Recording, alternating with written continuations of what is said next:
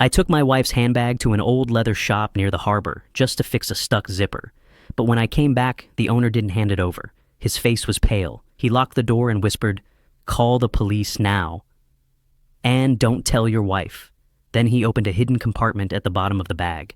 Inside were scattered photos and a paper listing every step to destroy me. When I read the final line, my legs nearly gave out. The woman sleeping beside me every night had already planned how to make me disappear. It means more than you know that you chose to stay. Tell me in the comments, what city or country are you joining from today? Let's see how far this story travels. Note, certain details in this story are fictional, shaped for storytelling and reflection. Names and settings are not drawn from any specific source, but what this story carries, I hope, is something that stays with you. The zipper had been fighting her for 3 days. I noticed it the way I notice most things, quietly, without making a fuss. Tuesday morning, Diane wrestled with her burgundy leather handbag at the kitchen counter, jaw-set fingers working the pull tab back and forth in short, frustrated jerks. Wednesday, same thing, except this time, she let out a sharp breath through her nose and shoved the bag onto the hallway shelf like it had personally offended her. "Let me take a look," I offered, setting down my coffee mug. She pulled it away before my hand got close. "It's fine, Harold. Leave it." "It's not fine. You've been fighting that thing for 3 days." I said, "Leave it." Her voice carried that particular edge, not quite anger, not quite warning, somewhere in between. The tone that after 43 years I had learned to respect without fully understanding. So I left it. I sat back down at the kitchen table with my coffee and the morning paper, but I wasn't reading. I was watching her from the corner of my eye the way I used to watch a faulty valve assembly on the line, cataloging the problem, turning it over in my mind. 35 years as a precision mechanical engineer had wired me a certain way. Small details had a habit of meaning something larger. A misaligned gear tooth, a hairline fracture you could only see if the light hit it right, a zipper that wouldn't cooperate. Diane set the bag on the hallway shelf, adjusted it so the handles draped just so, and walked into the bedroom without looking back. I sat with my coffee and thought about Thomas. He hadn't called in 3 months, not unusual for a man pushing 40 with his own life in Boston, but I missed him the way you miss something you can't quite name. I thought about Claire, who lived 20 minutes away, and still managed to feel like the one person in the world I could count on to answer the phone. And then I looked at that bag on the shelf and I thought, if I got the zipper fixed, Diane would come home to something that worked. A small thing. The kind of small thing that keeps a household running, keeps a person feeling looked after, keeps 43 years feeling like they mean something. I folded the newspaper. I looked at the bag. She'll be happy when she sees it, I thought. That's enough reason. She left for the grocery store at 9 o'clock, sharp the way she always did on Wednesday mornings. I heard the garage door grind open, heard her car back down the driveway, heard the automatics closed or pull the door back down. The house went quiet. I stood in the hallway for a moment, just listening to that quiet. The grandfather clock in the living room, the refrigerator cycling on in the kitchen, the sound of the neighborhood settling into its mid-morning routines. Then I took the bag off the shelf. I carried it to the kitchen table and examined the zipper properly for the first time. Sure enough, 2 teeth near the midpoint had bent inward, probably from being forced one too many times in the wrong direction. The slider itself was slightly torqued. A drop of sewing machine oil and a careful hand with a pair of needle-nose pliers would do it.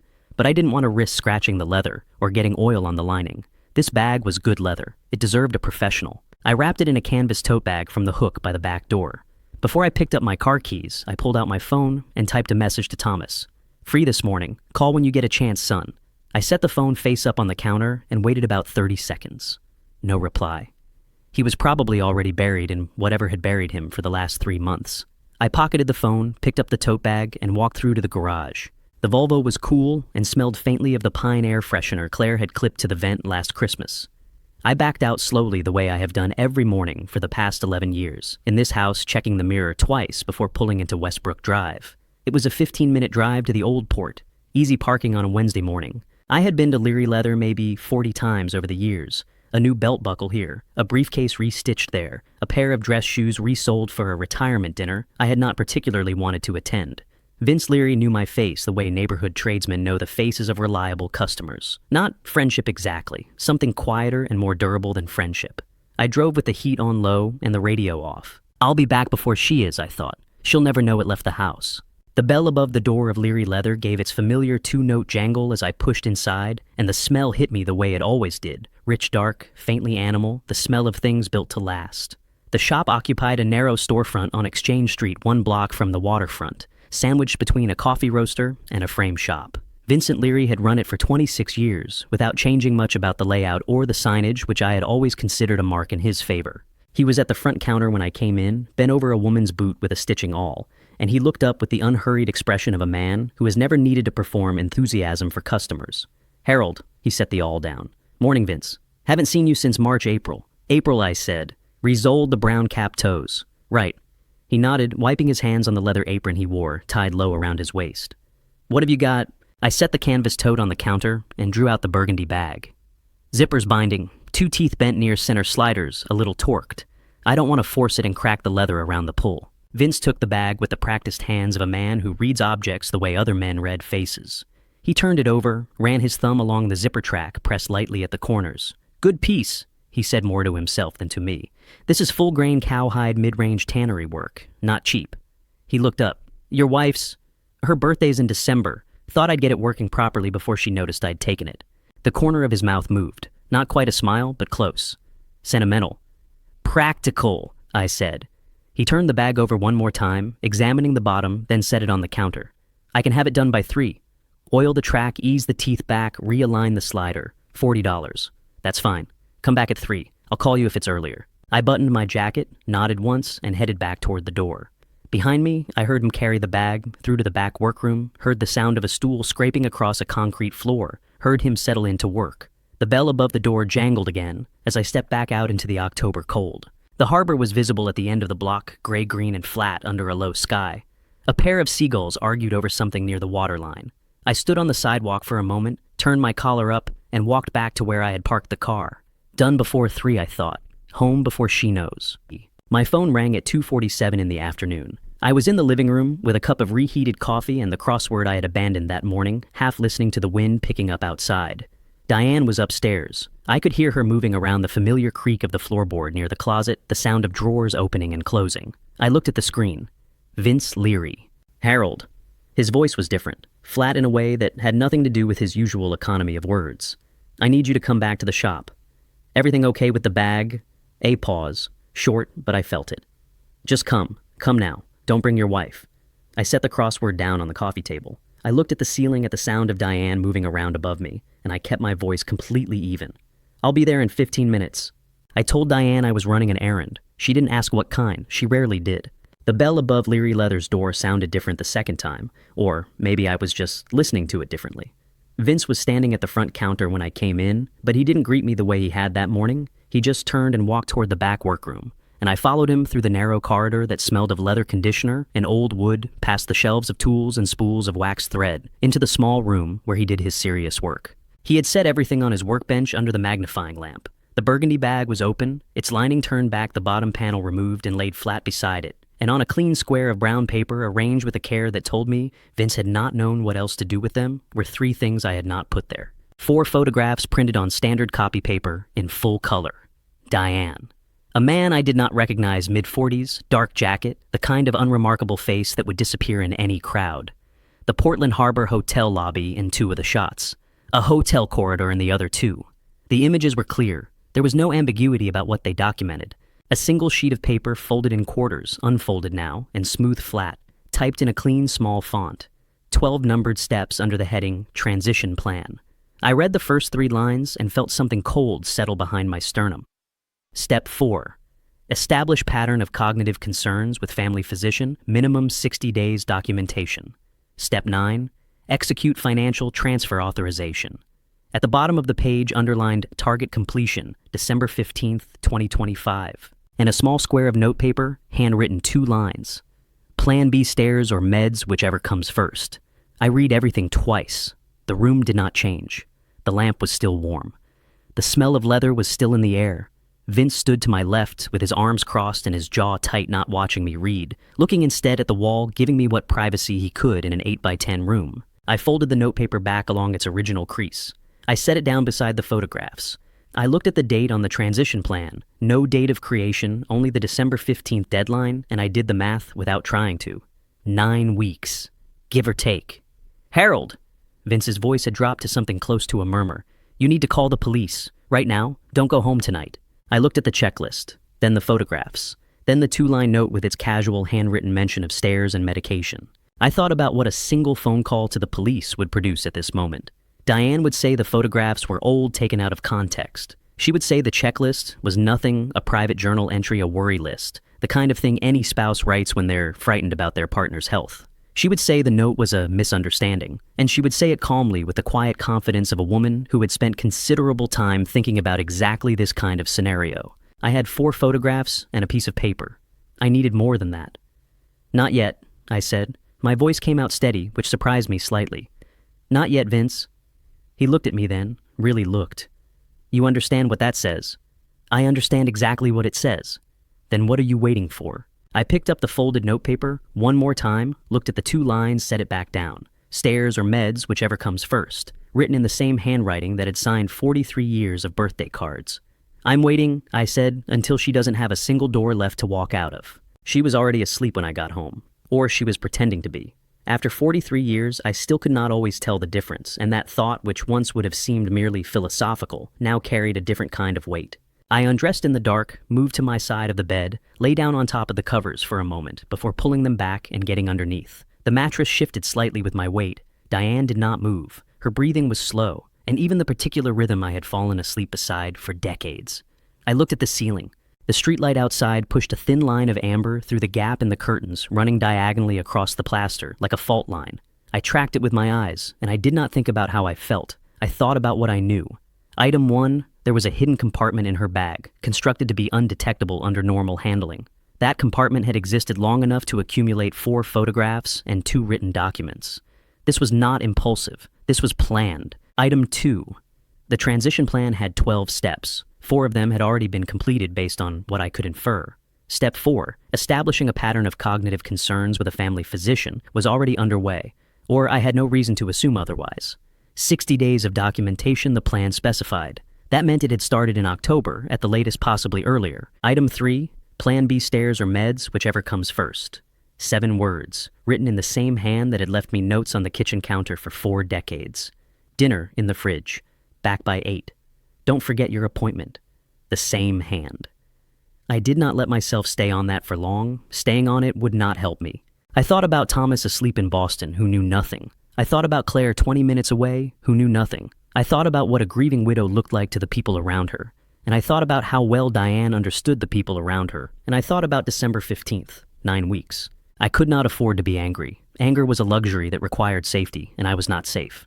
I was lying in my own bed, in my own house, with 62 days left on a deadline I was not supposed to know about, next to the person who had written it. The thing to do, the only thing to do, was think like an engineer. Identify the system. Map the components. Find every point of failure, then build a counter system that was stronger, more precise, and invisible until the moment it needed to be seen. I needed 3 things. Physical evidence, I had it. Financial proof, I did not have it yet. Medical proof that I was exactly as sharp as I had always been, that the cognitive concerns narrative was fiction, I did not have that yet either. All 3 had to exist simultaneously, and all 3 had to be irrefutable. Diane's breathing did not change. The amber line on the ceiling did not move. I closed my eyes, I thought. I listened to her breathe, and I started making a list. Vince unlocked the side door of Leary Leather at 7:10, still pulling on his work apron. I had texted him at 6:30. He had replied with 2 words, side door, 7, no questions. I had always liked that about him. The shop was cold inside the heating not yet running for the day, and the workbench lamp threw a small circle of yellow light in the back room, while everything else stayed gray. Vince had been there ahead of me.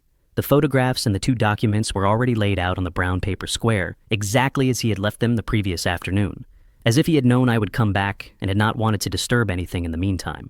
Beside them was a USB drive, matte black, the kind you could buy at any drugstore for a few dollars. I photographed everything last night, Vince said. He did not sound like he had slept. Full resolution, time-stamped, it's all on there. He pushed the drive across the bench toward me. I picked it up and put it in my jacket pocket. The bag's done, he said. Zipper runs clean. I realigned the slider and worked the teeth back without any damage to the leather. He paused. It looks like nothing happened to it.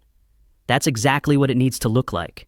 He watched me take the photographs and fold them carefully back into the original creases, watched me fold the transition plan, the same way watched me tuck the small handwritten note between them.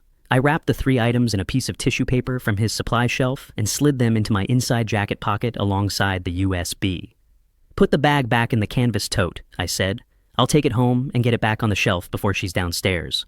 Vince was quiet for a moment, his hands resting flat on the workbench. Then he said, Harold, What are you planning to do?" I looked at him. He was 55 years old and had spent half his life working with his hands in a trade that rewarded patience and precision, and I thought he probably understood more about this kind of situation than most people would have given him credit for. "I'm going to wait," I said, "until I have everything, and then I'm going to make sure she has nowhere left to go.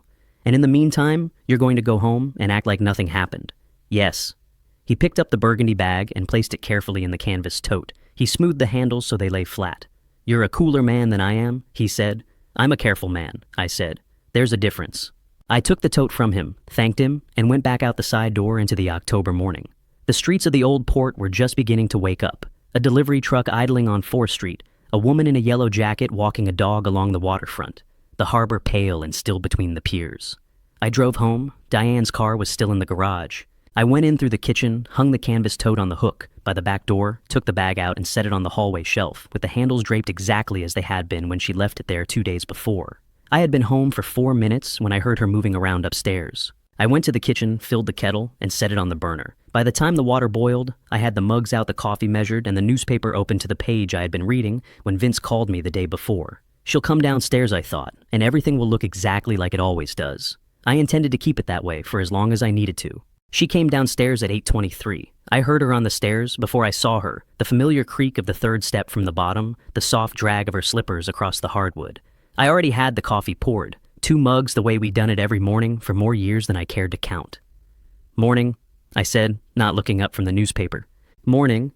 She pulled out her chair and wrapped both hands around the mug, the way she always did when October hadn't fully warmed the house yet.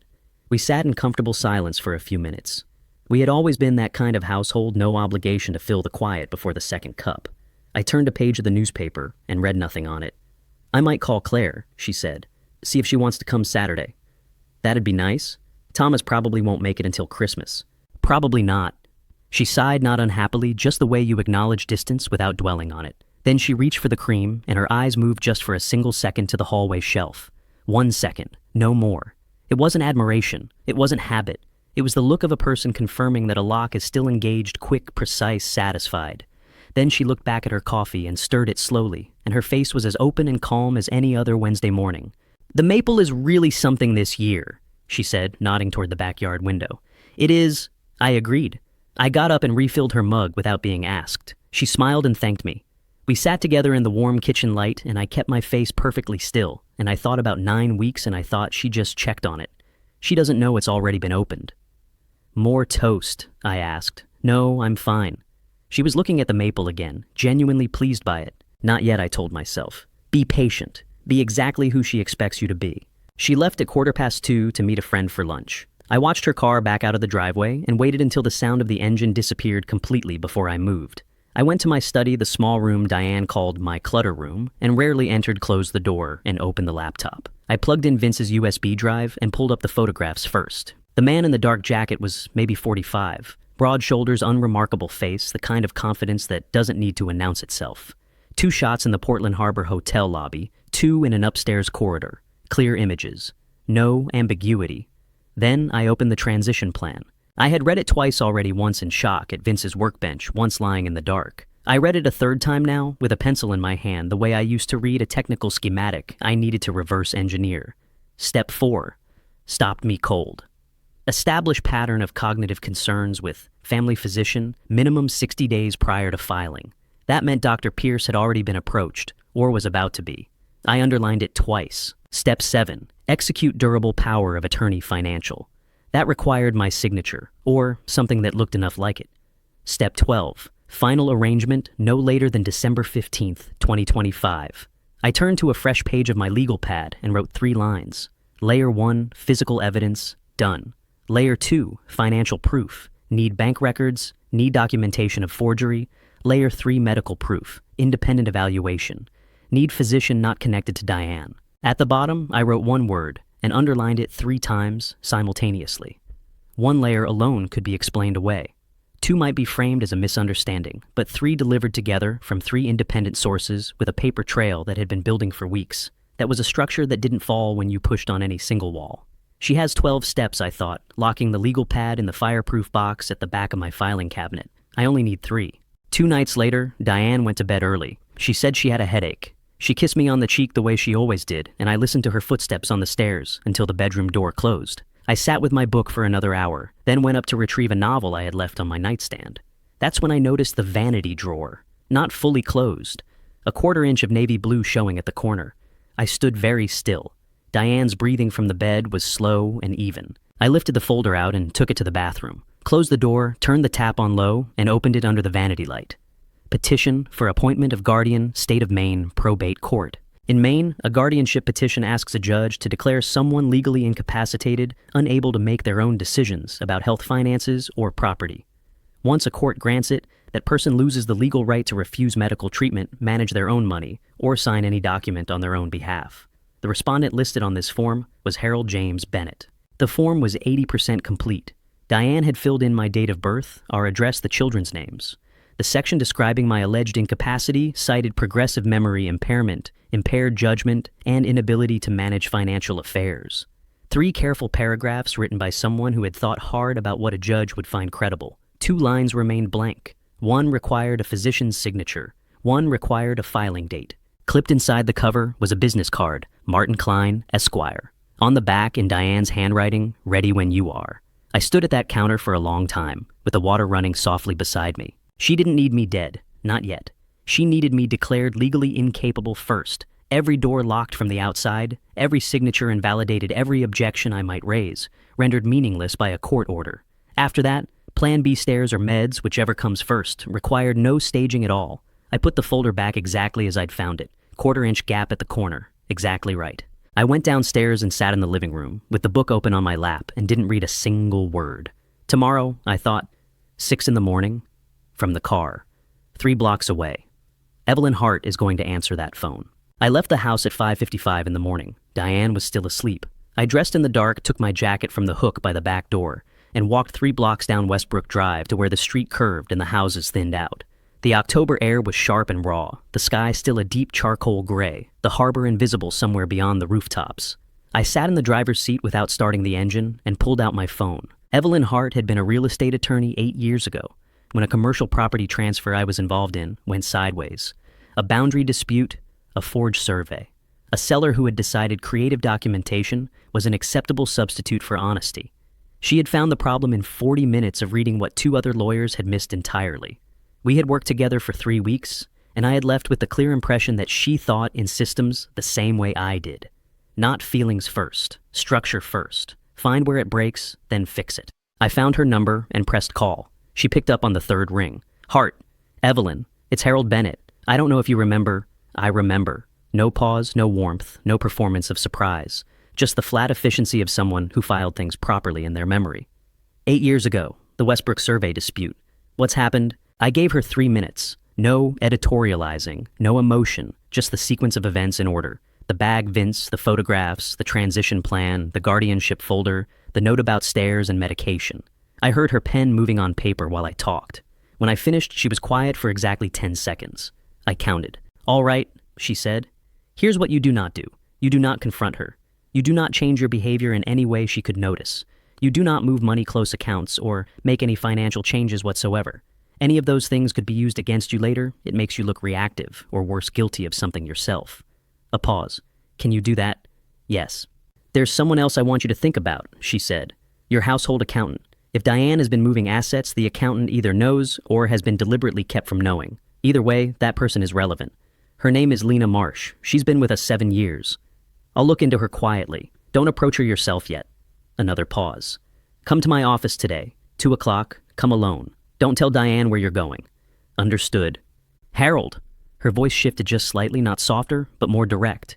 You did the right thing waiting. Most people don't. I looked out through the windshield at the empty street. A single light had come on in a house 2 doors down. The harbor was beginning to show itself as a pale gray line between the rooftops. I'll be there at 2, I said. I drove home, walked in through the kitchen, and started the coffee. When Diane came downstairs 20 minutes later, I was reading the newspaper. You're up early, she said. Couldn't sleep, I said. Coffee's ready.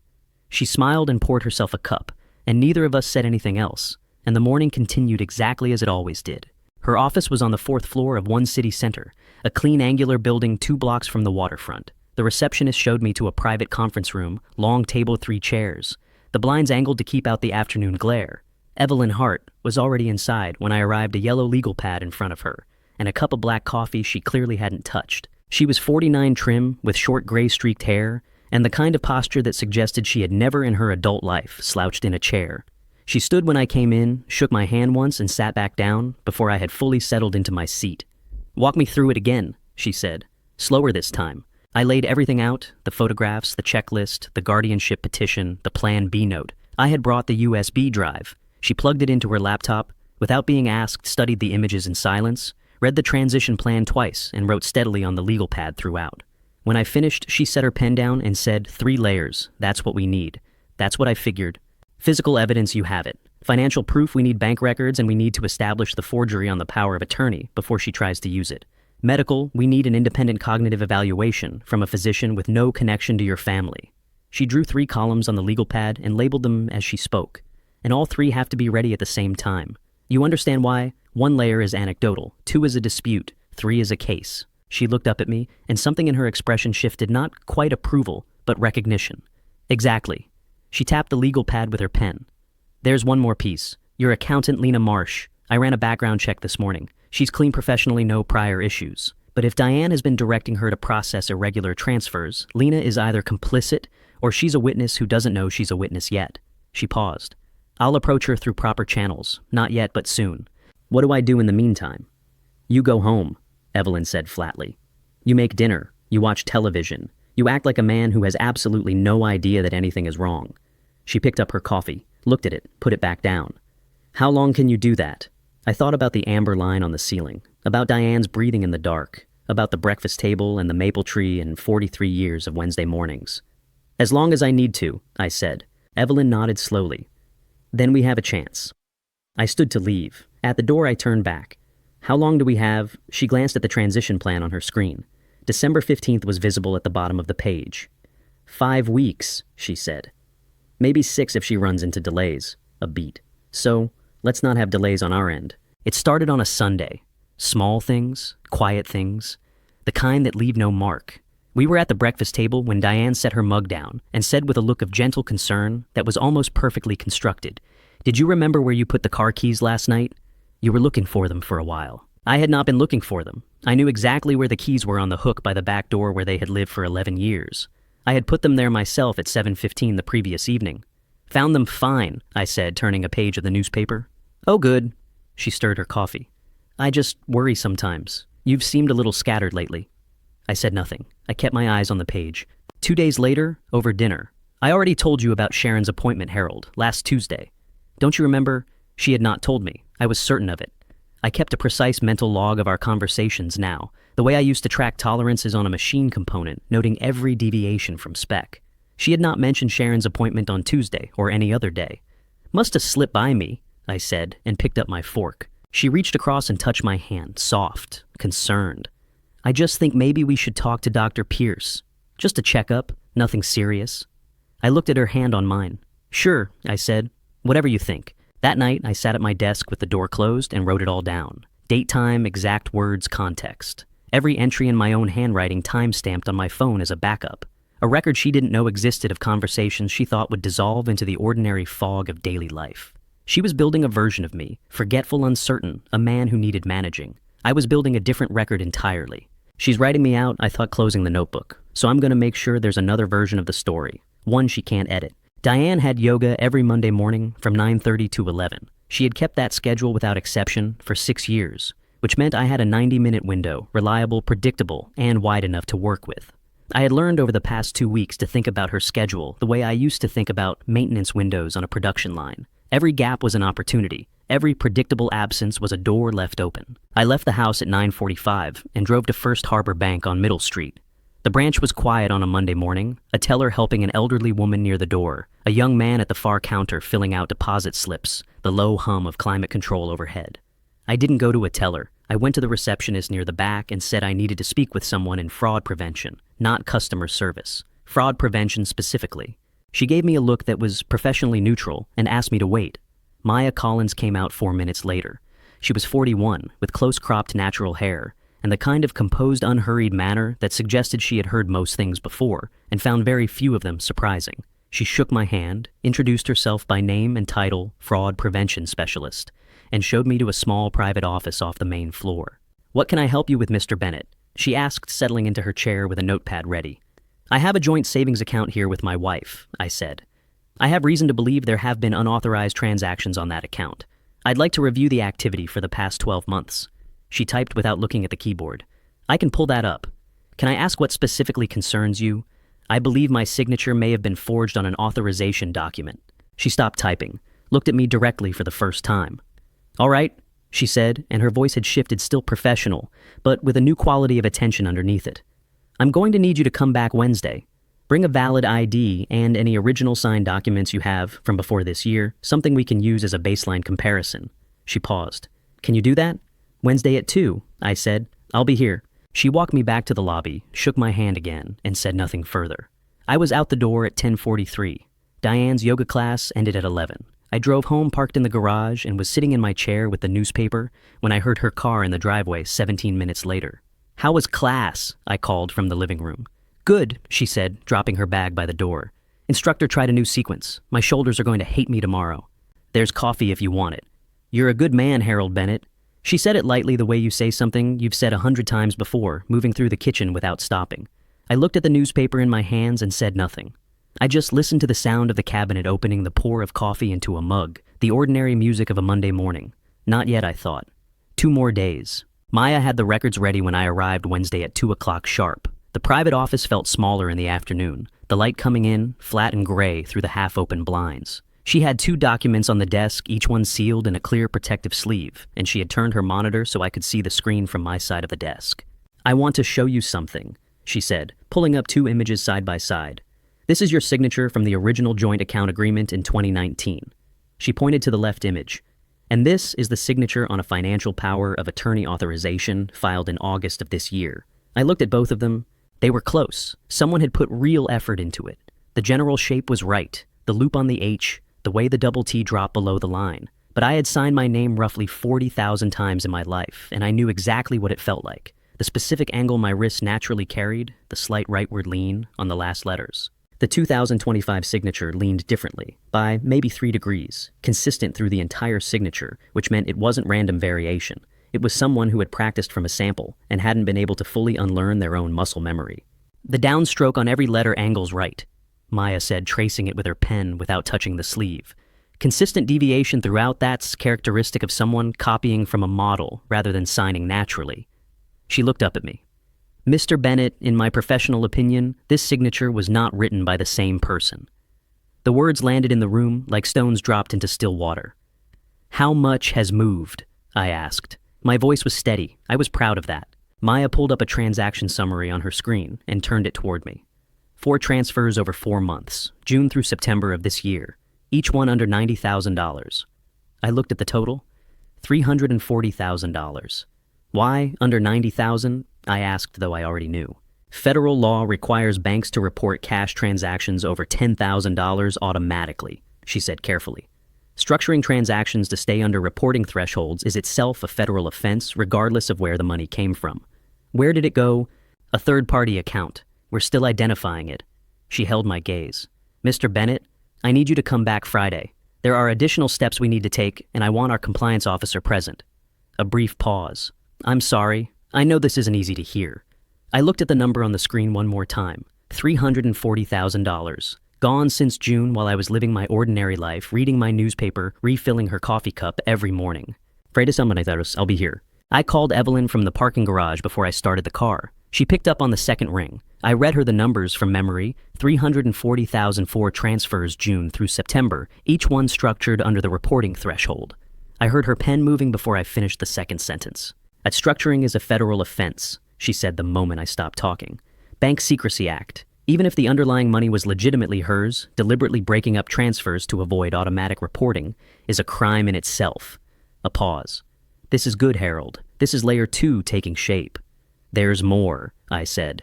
The signature on the power of attorney authorization, Maya Collins, confirmed it's a forgery. Consistent deviation, practiced copy, not my natural hand. Evelyn was quiet for 3 full seconds. When she spoke again, her voice had a new quality. Not excitement exactly, but the focused energy of someone watching a structure come together the way it was designed to. Forgery on a power of attorney document is a Class C felony in Maine, she said. That's up to 5 years. Combined with the structuring charges, we're no longer talking about a civil dispute. Another pause. I'm calling Maya Collins this afternoon. We need a soft freeze on that account, not a full block, not yet. We want Diane to be able to attempt another transaction. We need to catch her in motion.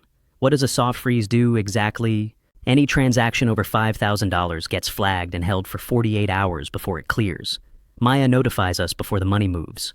Her voice was flat and precise.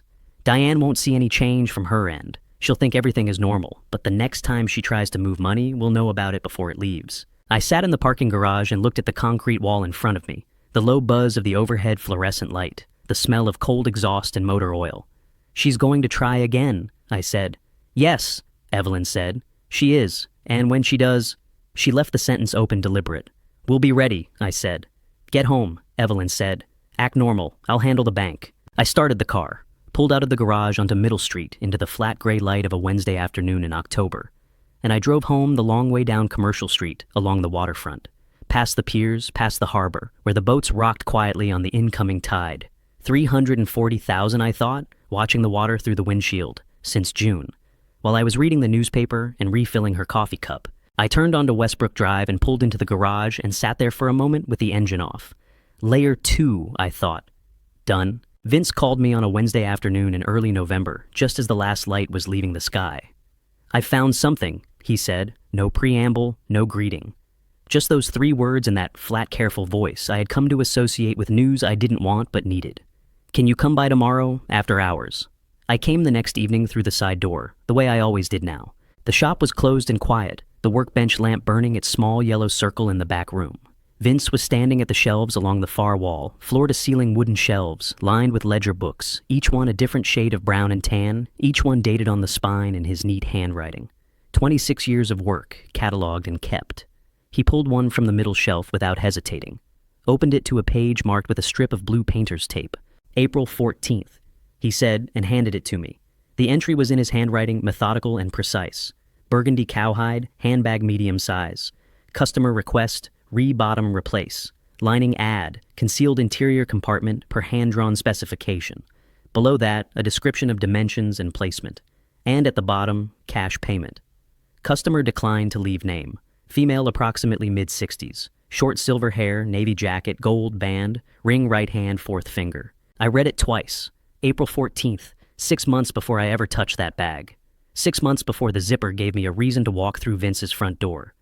She came in with a sketch, Vince said. He was watching me read, arms crossed, jaw tight. Hand-drawn, precise measurements. She knew exactly what she wanted and exactly where she wanted it. He paused. I thought it was unusual at the time. Women ask for extra pockets. They don't usually come in with architectural drawings. I looked up from the ledger. You remember her. I remember anyone who pays cash and doesn't give a name. He held my gaze. I remember her specifically because she looked at the finished work for about 30 seconds without touching it, nodded once and left, like she was inspecting a piece of equipment. The room was very quiet. Outside, the wind had picked up off the harbor, rattling the sign above the front door. April 14th. I had spent that Saturday afternoon fixing the back fence, the one that had come loose over winter. I remembered it clearly, the particular bite of the spring air, the satisfaction of a straightforward physical task, the smell of treated lumber. I had come inside at 5, washed my hands at the kitchen sink, and Diane had been sitting at the table reading a magazine. She had looked up and smiled at me. While I was fixing the fence, she was commissioning a hidden compartment for a plan she had already written out in 12 numbered steps. I need this ledger, I said. I made a copy this morning. He reached behind the workbench and produced a sealed envelope. Original stays with me. Evelyn Hart called yesterday. She said it would work better that way. He handed it to me. Evidence chain. I took the envelope, looked at it for a moment. Vince, I said, I don't know how to... Don't, he said simply. He turned back to the shelves and slid the ledger into its place with a quiet final sound. Just make sure it counts. Evelyn had made the call 2 days earlier. Jordan Reyes, the pharmacist at Eastside Pharmacy on Congress Street, had agreed to speak with me voluntarily before the store opened 7:30 in the morning through the back entrance on the side alley before the day shift came in. Evelyn had been careful about the approach. No subpoena, no official pressure, just a quiet request from a lawyer with a legitimate fraud case and a client whose life might depend on what the pharmacy's records showed. Jordan was 38 with careful eyes, and the measured movements of someone who spent their days dealing in precise quantities. He met me at the back door himself, shook my hand, and led me through the stockroom to a small office barely large enough for 2 chairs and a desk. "I pulled the records last night," he said, settling in behind the desk and opening a folder. "Your wife Diane Bennett purchased digoxin on 3 separate occasions: August 28th, September 19th, and October 14th. He looked up. "You are not prescribed digoxin, Mr. Bennett. Your prescription history here shows metoprolol for blood pressure management. That's all." I kept my face still. "What is digoxin prescribed for? Heart conditions? Atrial fibrillation? Heart failure? It regulates heart rhythm." He paused, and I could see him choosing his next words with the precision of a man who understood exactly what he was saying. At therapeutic doses in the right patient, it's an effective medication. At elevated doses in a patient who is not prescribed, particularly a patient already taking metoprolol, the interaction can cause severe bradycardia, meaning the heart slows down. Too much. In a man your age with a history of blood pressure medication, it could present as a cardiac event. Natural causes. He held my gaze without flinching. "Mr. Bennett, I have to ask, did you ever take any medication that you didn't recognize or weren't told about?" Something cold moved through my chest. "Not knowingly," I said carefully. Jordan nodded slowly. He closed the folder and pushed it across the desk toward me, a copy I realized already prepared. The camera above our dispensing counter recorded all 3 purchases. I've flagged the footage with timestamps. He folded his hands on the desk. "I don't know your full situation, but I know what these records look like, and I know what the right thing to do is." I looked at the folder, at 3 dates printed in clean type: August, September, October. While I was reading the newspaper, while I was refilling her coffee cup, while I was fixing fences and playing chess and living what I had believed was an ordinary life. "Thank you," I said. My voice came out quieter than I intended. "One more thing," Jordan said, standing. "Your wife purchased all 3 times with cash. No insurance. She didn't want a record." He paused at the door. "Except that we keep one anyway. Frank Dorsey had been my neighbor for 11 years. He was 63, broad-shouldered, and deliberate, the kind of man who expressed friendship through showing up rather than saying much. Every Thursday afternoon, weather permitting, we played chess on his back porch, a ritual that had survived 11 Maine winters and so far 1 attempted murder. He was not a man who dramatized things or offered opinions he hadn't been asked for, which was why when he came over on a Friday afternoon with the excuse of returning a handsaw he'd borrowed 2 weeks earlier, I knew something was wrong before he got through the door. "You got a minute?" he said. We sat at my kitchen table. He turned the handsaw over in his hands twice, set it down, and looked at me with the expression of a man about to say something he would rather not say. "My wife ran into Sharon Mills at the grocery store Tuesday," he said. "Sharon told her—" He stopped, cleared his throat. "She told her that you'd been having serious memory problems, that you'd gotten lost driving home from the hardware store last month, that Diane was worried and was trying to figure out what to do." He looked up. "She said it like it was just known, like everyone already knew." I looked at him steadily. "Frank, when did we last play chess?" "Last Thursday." "Who won?" A pause, then reluctantly a small smile. "You did. 3 games in under 40 minutes each." "Did I seem confused to you?" "No," he said flatly and without hesitation. "You seemed like you were enjoying yourself." He was quiet for a moment. "That's why I came over, because it didn't add up." I leaned forward slightly. "I need to ask you something, and I need you to think about it carefully before you answer. I need you to think back over the last month, every time we've talked, every time you've seen me come and go, every game we've played. I need you to write it down. Dates, times, what you observed, as specific as you can be." Frank studied me for a long moment, the way a careful man studies something he doesn't fully understand, but is deciding whether to trust. "That this is serious," he said. It wasn't a question. "Yes," I said. "It is." He picked up the handsaw from the table and stood. "I'll have something for you by Sunday," he said. Then, at the door, "Harold, whatever's going on, you're not confused. I'd stake my own memory on it." He left without waiting for an answer. I stood at the kitchen window and watched him cross the yard, his footsteps deliberate on the frost-hardened grass, and I thought, she's not just writing me out of my own life. She's recruiting the neighborhood to hold the pen. Evelyn had asked me to go back further. After the bank confirmed the 4 transfers from June through September, she wanted me to pull every transaction record I could access going back 3 years. Look for patterns, she had said. Unusual deposits, irregular timing, anything that doesn't fit the ordinary rhythm of household spending. So, on the evening of the 25th, after Diane had gone to bed, I sat in my study with the door closed and a glass of water I never touched, and I started going through the records. I found the deposit at 11:17 p.m. March 14th, 2022. $50,000. Wire transfer into a personal account Diane maintained separately. One I knew existed, one I had never questioned, because we had always kept some finances independent of the joint accounts. The sender, G. Shaw. I sat back in my chair. I pulled up the photograph on my laptop, the one Vince had captured from the hidden compartment, the man in the dark jacket in the Portland Harbor Hotel lobby. I looked at his face for a long time, mid-40s. The kind of unremarkable confidence that doesn't need to announce itself. Gavin Shaw. I opened our shared calendar archive, the one Diane and I had used for years to track appointments and family events. June 2022. There it was. Meeting with Martin Klein, re-estate planning. A week later, Dr. Pierce annual checkup, both. And then, in Diane's handwriting in the physical planner, I found in the desk drawer, discuss joint.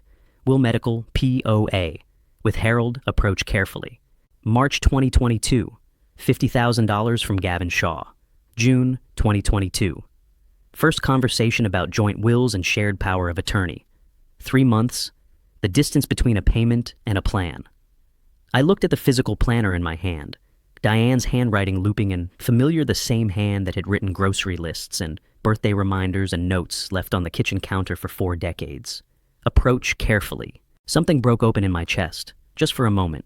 Just briefly in the privacy of that small room with the door closed and the rest of the house sleeping around me. Because the thing was, I remembered June 2022. I remembered it clearly. We had sat on the back porch on a Sunday evening, the air warm and smelling of cut grass, and Diane had said very gently that she had been thinking about getting their affairs properly in order, that it was just practical at their age, that she wanted to make sure they were taking care of each other. I had thought it was love. I had squeezed her hand and said that sounded like a good idea. I sat with that for a long time. The room was very quiet. The clock on the desk moved through 11:30 and toward midnight. Then I put the planner down. I put the photograph down. I picked up my pen and wrote the date and the amount and the name at the top of a fresh page of the legal pad, and I drew a line connecting it to June, and I kept working. Feel it later, I told myself. Right now, write it down. Dr. Samuel Pierce had been our family physician for 15 years. He was 60, soft-spoken, the kind of doctor who remembered your children's names and asked about them at every appointment. A good man, I had always thought, a careful one. Which was why when he arrived at our house on the afternoon of November 26th at Diane's invitation, a house call, something he rarely did, I watched him set his bag down in our living room and felt something close to grief. Because he was here to help her build the file. "Harold, it's good to see you," he said, settling into the armchair across from the sofa where I sat. His folder was open on his knee. Diane sat beside him, not quite next to him, close enough to prompt. "You too, Sam," I said. He asked his first question with the careful casualness of a man who had rehearsed it. "How have you been feeling lately? Any trouble with concentration, keeping track of things?" "No more than usual for someone who reads 3 books at once," I said. He smiled, made a note. "Any moments of confusion, difficulty remembering recent events? What specifically would qualify as a recent event?" He paused, just slightly. "Well, for example, do you remember what you had for dinner 2 nights ago? Grilled salmon, roasted potatoes, a glass of Pinot Gris. Diane made the salmon. I did the potatoes. We watched the news at 7 and went to bed around 10. I held his gaze. "Would you like last Tuesday as well?" Diane shifted in her seat. "Harold, he's just asking standard questions." "I understand that," I said pleasantly. "I'm curious which standard. Are you using the MMSE or the MOCA? Because the question sets are quite different, and the interpretation changes depending on which baseline you're working from." Dr. Pierce looked up from his folder. For the first time since he had arrived, he looked at me. Really looked not at his notes, not at Diane, but directly at me, and I saw something move behind his eyes. Not surprise exactly. More like a man who has just realized the ground under his feet is different from what he was told it would be. "The MOCA is more comprehensive for," he began. "For detecting mild cognitive impairment?" "Yes," I said. "I've read the literature. If you'd like to administer it properly, I'm happy to do that. I'd actually prefer it." Diane's voice cut in smooth and warm. "He's been like this lately, very focused on being right, very defensive. That's actually one of the things I've been concerned about." Dr. Pierce wrote something in his folder, but his pen moved slowly, and he did not look at Diane when she said it. The rest of the visit lasted 20 minutes. He asked a few more questions. I answered all of them accurately and completely, and once asked him to clarify his methodology, which he did, and which led to another long pause. When he stood to leave, he shook my hand. His grip was firm. He held it a half-second longer than a routine farewell required. At the door, he turned back and looked at me one more time. Not at Diane, at me. I couldn't read the expression on his face, but I didn't forget it. Diane's caregiver journal was 60 pages long and bound in pale blue. I found it on the evening of December, first in the middle drawer of her vanity, the same drawer where the guardianship folder had been. Diane was downstairs cooking, and I had gone up to retrieve a book from the nightstand. I had perhaps 20 minutes. I carried the journal to the bathroom, closed the door, turned on the tap the way I always did, and opened it on the counter under the light. The entries were dated and precise. November 3rd, H forgot to lock front door again, had to remind him twice.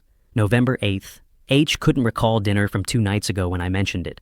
November 15th, H seemed confused about his medications, asked me which ones he was supposed to take. I read each one carefully. Then I took out my phone and opened my own notes, the log I had been keeping since October, every entry time stamped automatically by the app. November 3rd, I had been at Frank Dorsey's house from 1:45 until 7:10 in the evening. I had locked the front door at 1:38. I had a photograph, a selfie Frank and I had taken on his porch at 2:03 p.m. with a visible timestamp, November 8th. I had made the dinner in question myself. I had the grocery receipt on my phone, time-stamped 4:47 p.m. November 6th. I remembered the meal precisely because I had tried a new spice combination on the chicken. November 15th. I had not been confused about my medications. I had in fact questioned Diane when she placed an unfamiliar pill beside my glass, and she had said Dr. Pierce had called it in. I had pocketed it instead of swallowing it and given it to Jordan Reyes the following morning. I photographed every page of the journal, 60 pages front and back in under 4 minutes. I put it back in the drawer, walked out of the bathroom, and went to the nightstand for my book. From downstairs, Diane's voice floated up, warm and unhurried. "Dinner in about 20 minutes, honey." "Sounds good," I called back. I sat on the edge of the bed, with the book open on my lap, and I thought about 60 pages of careful, dated lies. Each one targeting a day she had not bothered to verify. Each one a small, precise wound in the version of me she was building for a judge. She invented the days she didn't check, I thought. That's the mistake of someone who was never afraid of being caught. I went downstairs, set the table, poured 2 glasses of water, and I thought she should have been afraid. Evelyn had made quiet contact with Lena Marsh 2 days earlier, not directly and not officially. A carefully worded message through a shared professional contact, enough to let Lena know that questions about the Bennett household accounts were being asked in a legal context. Evelyn had told me not to expect anything. People in Lena's position, she said, usually went quiet and waited to see which way things fell. Lena didn't wait. My phone buzzed at 9:47. I was in the study with a book I had not been reading for the past hour, listening to the house settle around me, the creak of the radiator, the distant sound of wind off the harbor, Diane's footsteps overhead, moving from the bathroom to the bedroom, and going quiet. The screen lit up with a number. I recognized Lena Marsh, the woman who had managed our household accounts for 7 years. Lena did not call after 9 p.m. That was a rule she had kept without exception. I picked up before the second ring. "Lena." Her voice was lower than usual, slightly compressed, the voice of someone calling from a room they weren't sure was private. "Mr. Bennett, I'm sorry to call so late. A pause.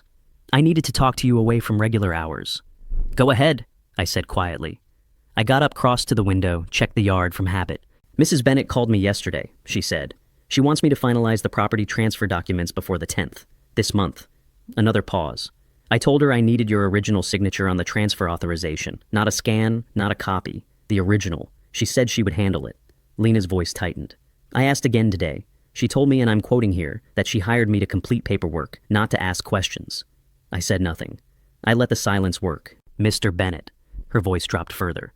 "I've been doing this for 22 years. When a client tells me not to ask about signatures on a property transfer document, that's not something I can just move forward on. I could lose my license. But more than that, She stopped. Then, "It doesn't feel right. None of this feels right." Something shifted in my chest. Not warmth exactly. More like the particular feeling of watching a load-bearing wall hold under pressure.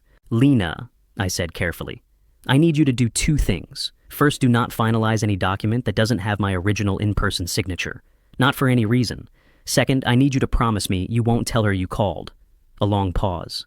"Is everything okay?" "Not entirely," I said, "but it will be." I heard her exhale a long, unsteady breath that carried more than she put into words. "I have copies of everything she's sent me," she said quietly. "Every instruction, every document draft.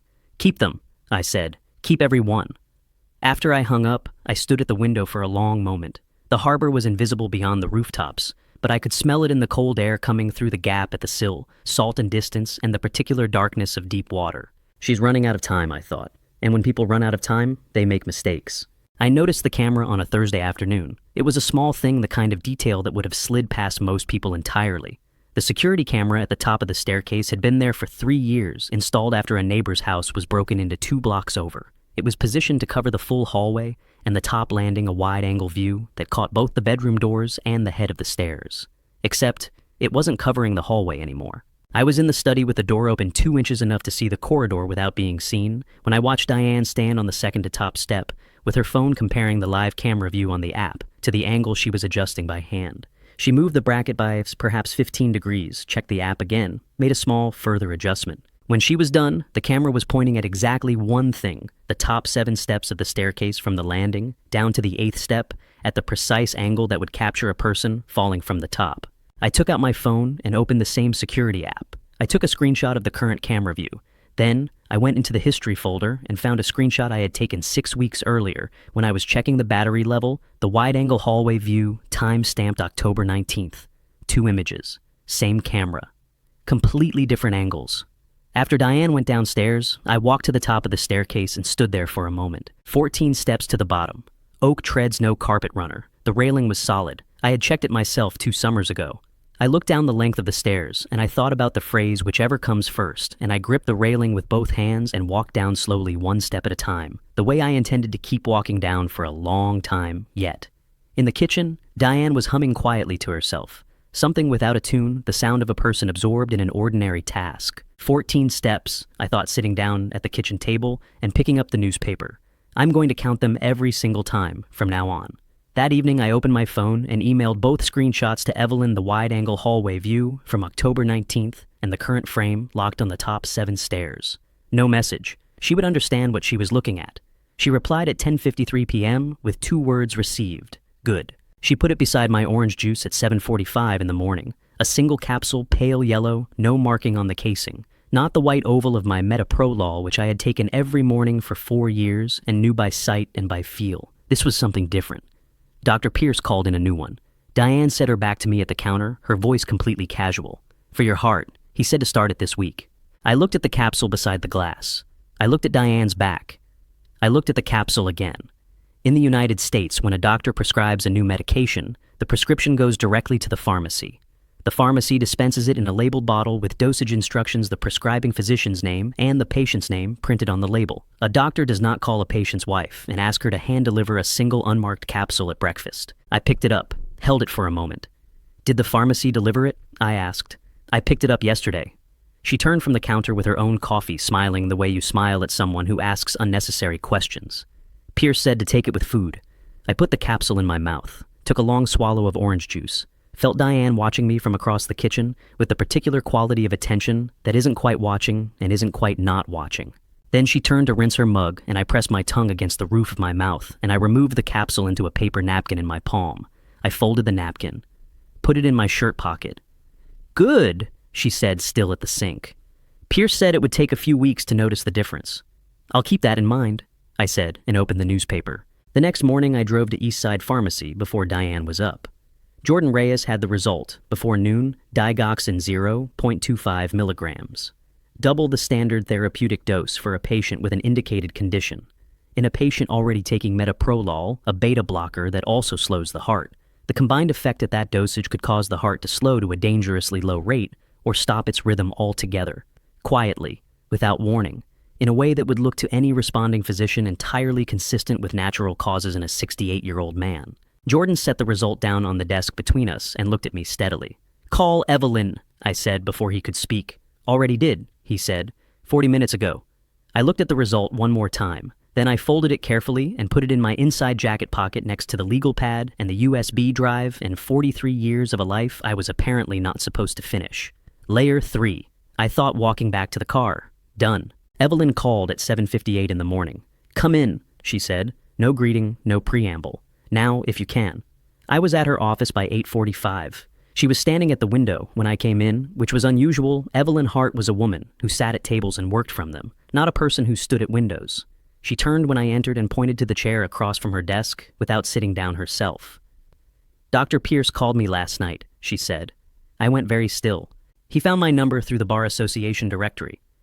She finally sat, picked up her pen, set it down again, the closest thing to restlessness I had ever seen from her. He said he was asked to create a medical record establishing a pattern of cognitive decline in a patient he has known for 15 years.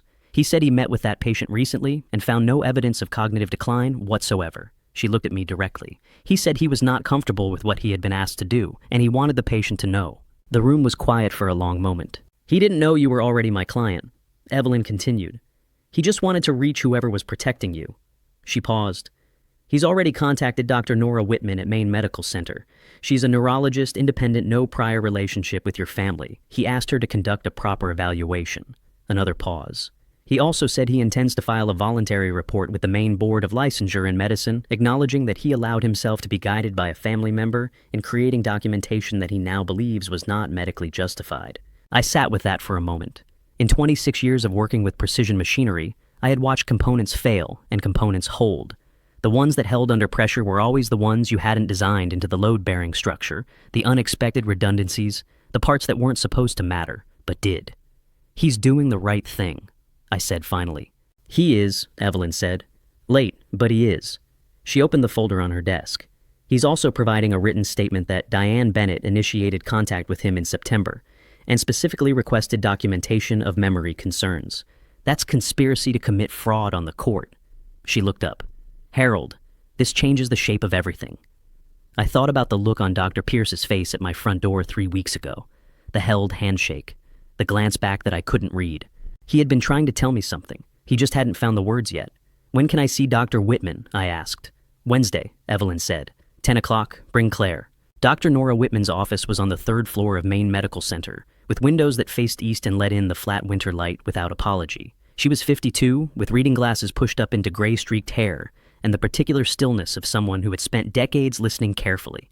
She shook my hand, then Claire's, and showed us both to chairs before sitting across from us with a clean legal pad and no folder from anyone else's office. I want to be clear about something before we begin, she said. I have not reviewed any prior documentation about Mr. Bennett. I asked Dr. Pierce specifically not to send me anything. I want a clean baseline. She looked at me steadily. Is that acceptable to you? More than acceptable, I said. The assessment took 90 minutes. She administered the MOCA first 30 points covering short-term memory, visuospatial ability, executive function, attention language, and orientation, then a modified version of the MMSE, then 40 minutes of clinical interview, during which she asked about my engineering career, my daily routines, my reading habits, and my opinion on a recent article about infrastructure decay in New England cities, which I had in fact read, and which led to a 15-minute conversation that she periodically interrupted with a quiet note on her legal pad. Claire sat in the corner chair without speaking. She watched her father answer every question with the focused, unhurried precision of a man who had spent 35 years reading technical schematics and trusted his own mind completely. Halfway through the clinical interview, I noticed her quietly fold her hands in her lap, the way a person does when something they were bracing for doesn't happen. When Dr. Whitman finished, she set her pen down and looked at me directly. Mr. Bennett, she said, your cognitive function is fully intact. Short-term and long-term memory are within normal range for a healthy 68-year-old. Executive function is notably strong. There is no evidence of any cognitive decline that would warrant further evaluation, let alone legal intervention. She picked up her pen again and signed the bottom of the 4th page of her report. I'll have the full written assessment to your attorney by end of day. The room was very quiet. Thank you, I said. She handed me a copy across the desk.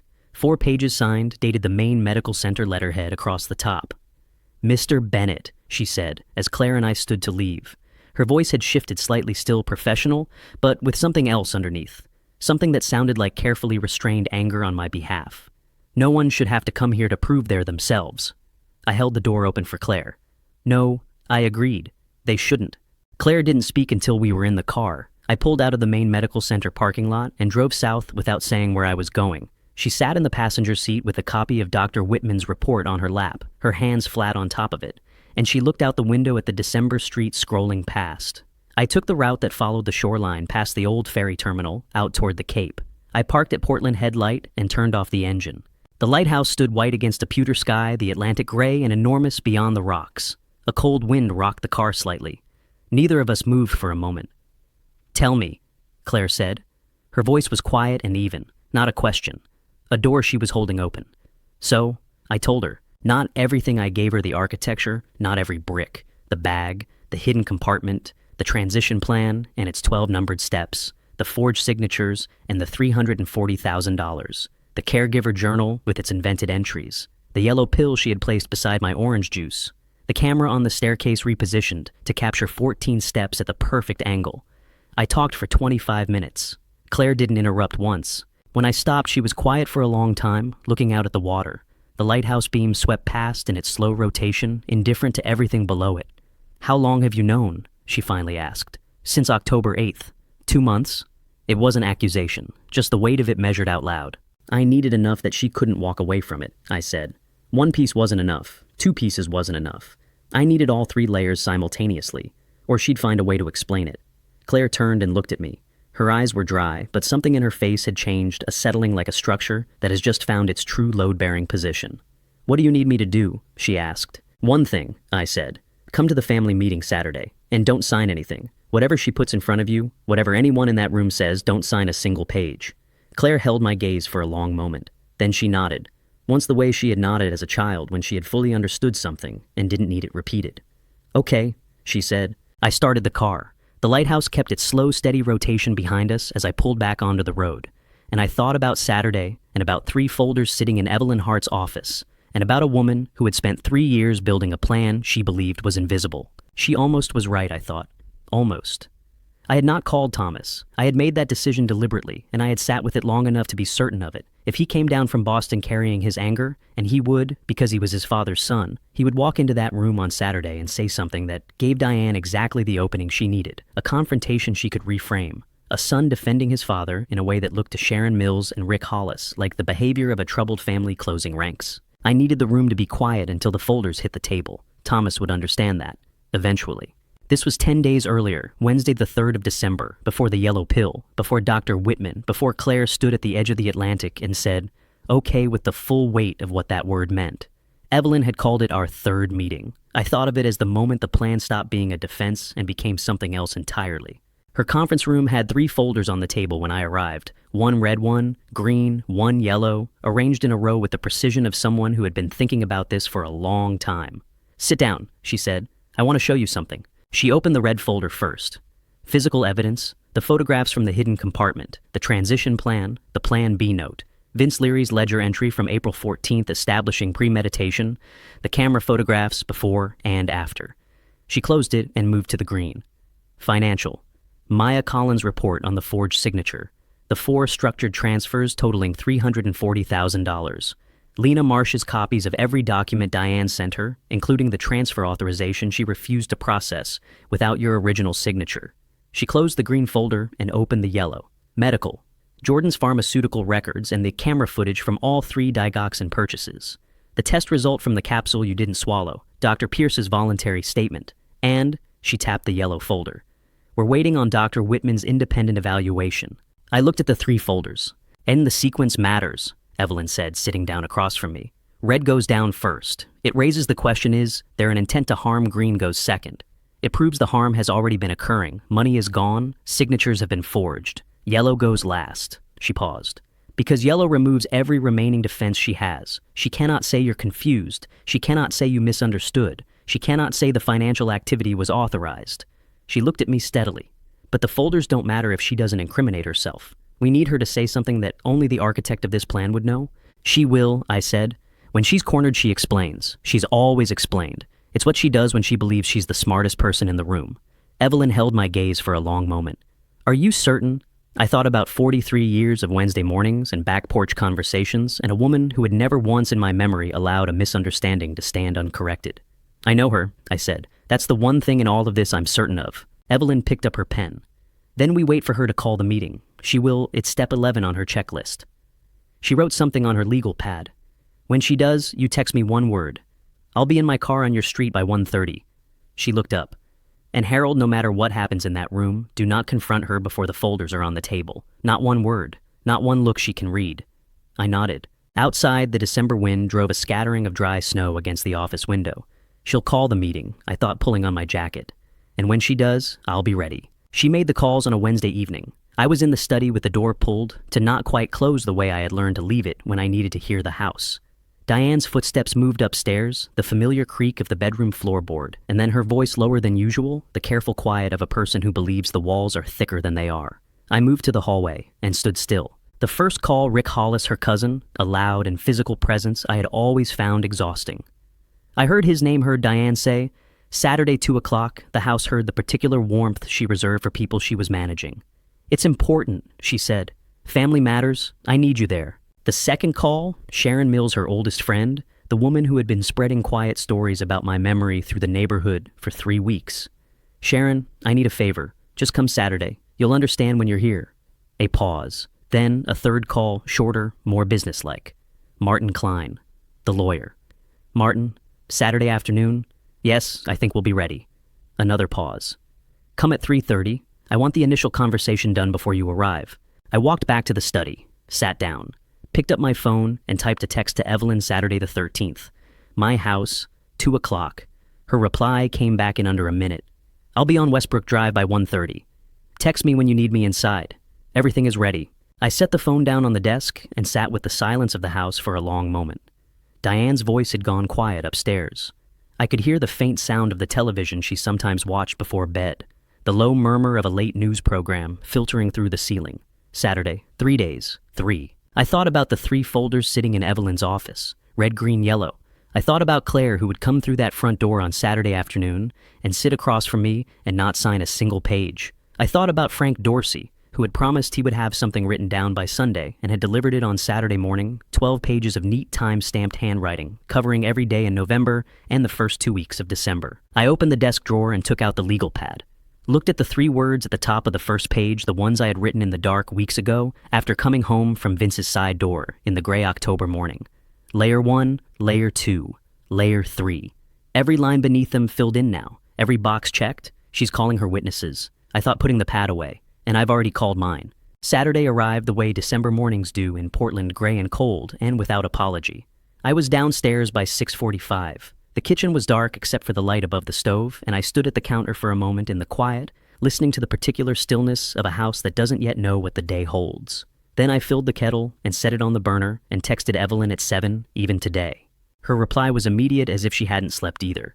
Ready? I'll be on Westbrook Drive by 1:30. Text when you need me inside. I was reading the paper at the kitchen table when Diane came downstairs at 8:15. She was already dressed not in her usual weekend clothes, but in the gray wool dress she wore to things that mattered. Her hair was done. She was carrying the navy blue folder under her arm. You're up early, I said. Lots to do before this afternoon. She set the folder on the counter and moved to the coffee, her back to me, her movements brisk and purposeful. The folder had Martin Klein's business card clipped to the front. I could see the corner of it from where I sat.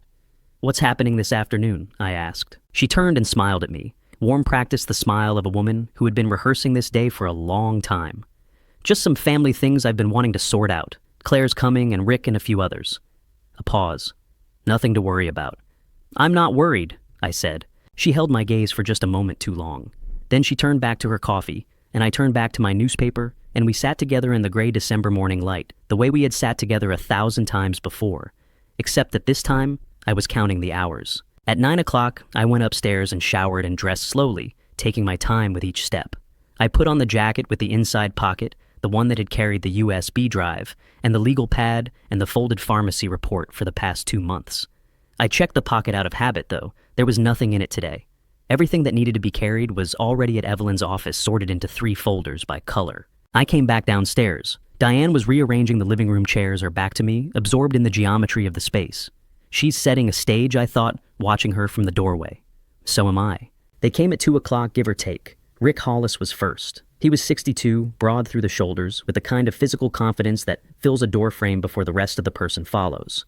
He shook my hand the way men shake hands when they want you to know they could choose not to, firm slightly too long, his eyes already moving around the room, cataloging and claiming. Harold, he said. Good to see you. Rick, I stepped back to let him in. Coffee's on. He didn't take the coffee. He took the armchair closest to the center of the room, the one Diane had positioned there this morning, and sat in it with the settled ease of a man who believes every room belongs to him once he's in it. Sharon Mills arrived 10 minutes later, flushed from the cold, a casserole dish she had no reason to bring, pressed against her coat. She was 64, with a kind face that had learned over decades of absorbing Diane's version of the world to express concern as a default setting. She hugged Diane at the door. Then she turned to me, and the hug she gave me had that particular quality of pity arms, held slightly too long a pat on the back that lasted one beat past comfort. "Harold," she said, pulling back to look at me. "You look well." The way she said it made clear she had expected otherwise. "I am well," I said. She smiled the way you smile at someone who doesn't quite understand their own situation and moved to take a seat beside Rick. Claire arrived last 3 minutes after Sharon. She came through the door in her gray coat, unwinding her scarf, and her eyes found mine immediately the way they had found mine at Portland Head Light across the car with the Atlantic behind her. She gave me a small nod barely perceptible and chose a chair directly across from me, the one with the clearest sightline to my face. Diane stood at the center of the room. She had been standing there, I noticed, since Rick arrived, positioning herself at the point where every eye in the room would naturally converge. "Thank you all for coming." She began, her voice warm and unhurried. "I've asked you here because I love Harold and because I'm worried about him and because I think it's time for our family to have an honest conversation." Rick nodded. Sharon clasped her hands. I looked at the navy blue folder on the coffee table. 2 folders away from everything changing, I thought. 2 folders and 1 wrong word. Diane read from the caregiver journal for 11 minutes. She had selected the entries carefully, the ones with the most specific detail, the ones that sounded the most credible, the ones she had written on days she believed I had no alibi for. Her voice was steady and low-pitched for concern, rather than accusation, and she paused after each entry to let it settle. Rick shook his head slowly after the 3rd one. Sharon pressed a hand to her mouth. I sat with my hands on my knees, and I did not react. Not once. I had made that promise to myself and to Evelyn, and I kept it. When Diane finished, she reached into the navy blue folder and produced a single sheet of paper. She set it on the coffee table in front of Claire. "This is a statement of family concern," she said. "It simply confirms that the people closest to Harold share his family's worry about his well-being. It supports our request for a proper medical evaluation by a court-approved specialist." She looked at Claire directly. "It's not legal action, it's just family looking after family." Rick reached into his jacket pocket and produced a pen, setting it on the table beside the document with a small, deliberate click. "It's nothing to worry about, Claire. We just need everyone on the same page." Claire picked up the paper. Read it again." I did not look at her. I looked at the wall above the fireplace, a photograph of the 4 of us taken at Thomas's college graduation, 2007, all of us squinting into summer light. I kept my face completely neutral, and I waited. "I'd like to read this more carefully before I sign anything," Claire said. Rick's voice dropped into the register menus when they want to sound reasonable while removing options. "There's nothing complicated in it, Claire. It's a simple statement of—" "I heard you," Claire said. Her voice did not rise. It did not waver. It simply became very clear and very still, the way water becomes still before it freezes. I said, "I need to read it carefully first. That's what I'm going to do." She set the paper back on the table, set Rick's pen beside it. The room shifted. Not dramatically, no one stood up, no voices were raised, but something moved through it the way pressure moves through a sealed space. Diane looked at me, then a quick assessing glance, the engineer's look I had cataloged months ago, and I looked back at her with a face that gave her absolutely nothing. Sharon broke the silence. "Diane, maybe we should give her a—" "It's fine," Diane said smoothly. "We have time." But something in her voice had changed, just slightly, just enough. She's recalculating, I thought. Good.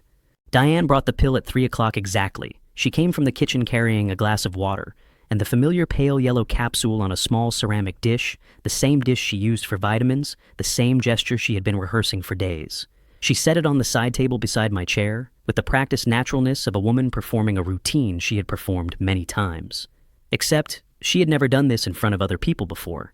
"Time for your afternoon medication, honey," she said, and her voice carried just enough gentle public care to make Rick nod and Sharon's expression soften into something that looked like confirmation. Frank Dorsey, who had arrived at the front door 6 minutes earlier with the excuse of returning a book he had borrowed 3 weeks ago, stood quietly at the edge of the room. He looked at the ceramic dish. He looked at me. He said nothing. I looked at the capsule. I looked at Diane. I looked around the room, Rick in the center chair, Sharon on the sofa, Claire across from me, Frank at the door, Diane standing over me with a glass of water.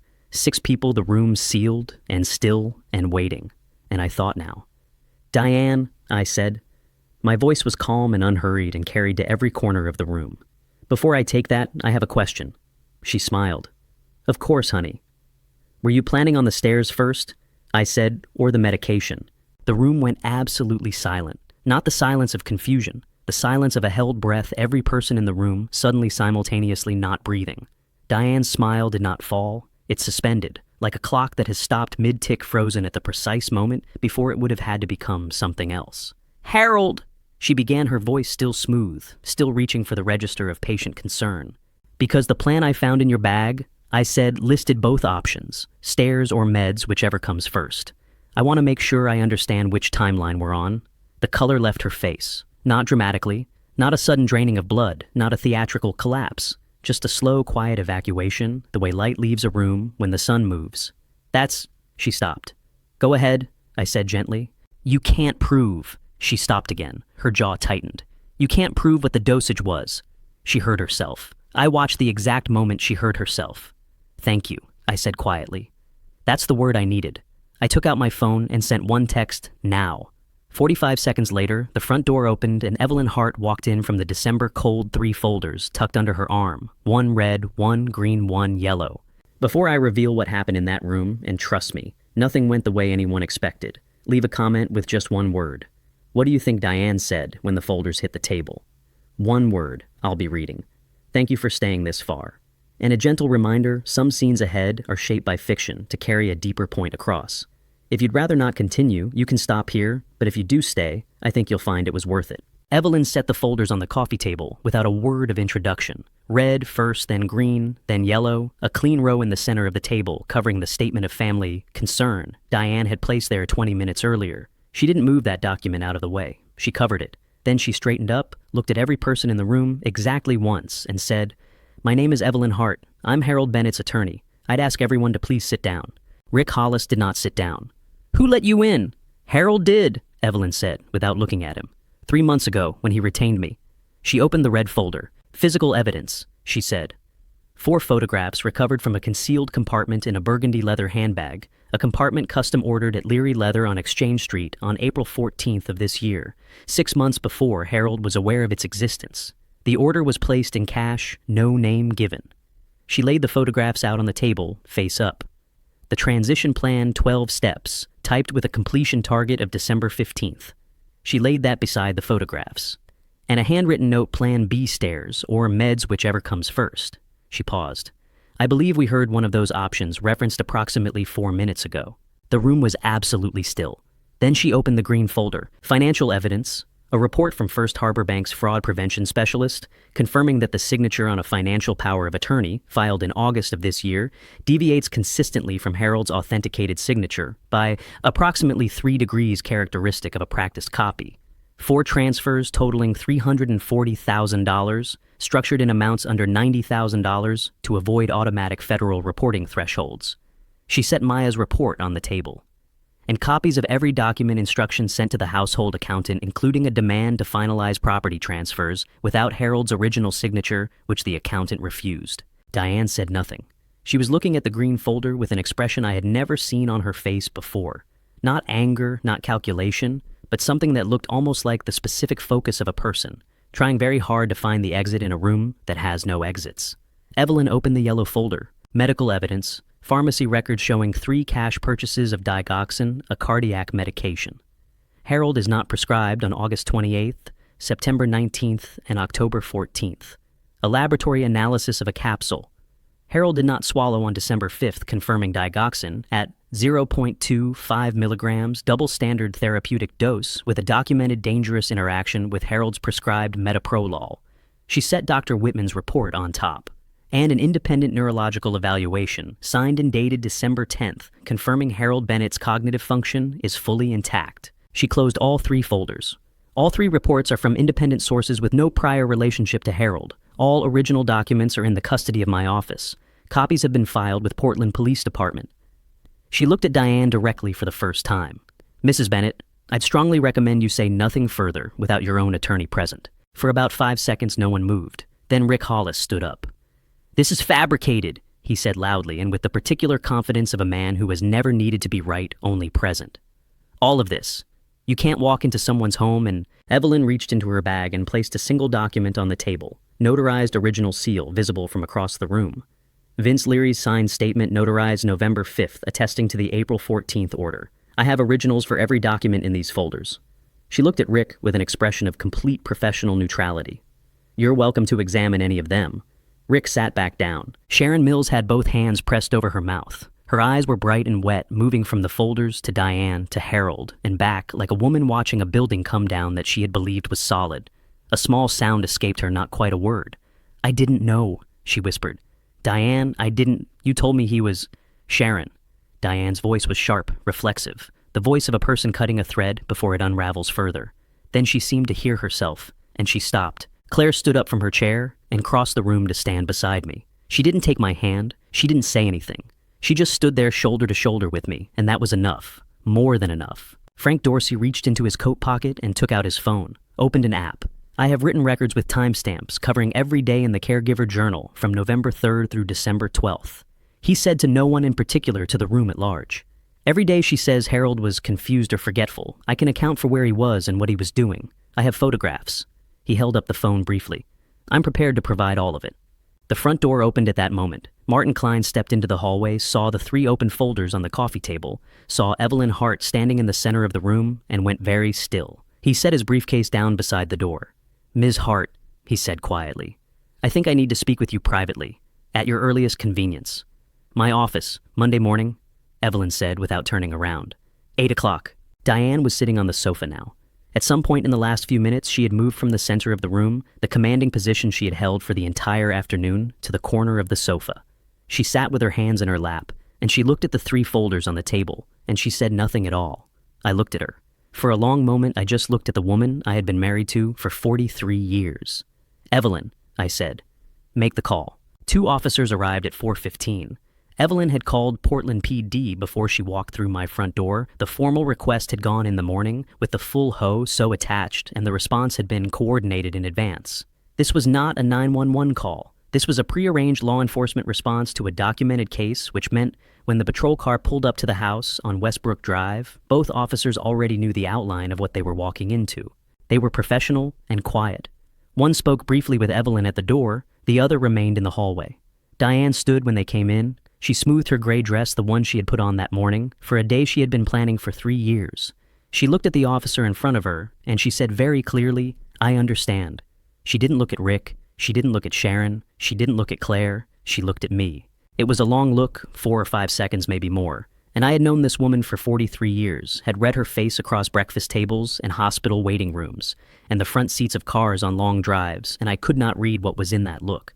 Not anger, not grief. Not the calculation I had grown accustomed to watching move behind her eyes. Something else. Something I had no name for and would spend a long time not being able to name. Then she turned and walked out of the living room and through the front door, and the December cold came in briefly before the door swung shut behind her. The patrol car's lights moved slowly out of the driveway and down Westbrook Drive, and then the street was quiet, and the living room was quiet, and Rick Hollis was putting on his coat, and Sharon was crying softly into a tissue, and Frank was standing at the window with his hands in his pockets looking out at the empty street. Claire was still standing beside me. "Are you all right?" she asked quietly. I thought about that for a moment. The honest answer was complicated, and I was tired of complicated answers. "I'm still here," I said.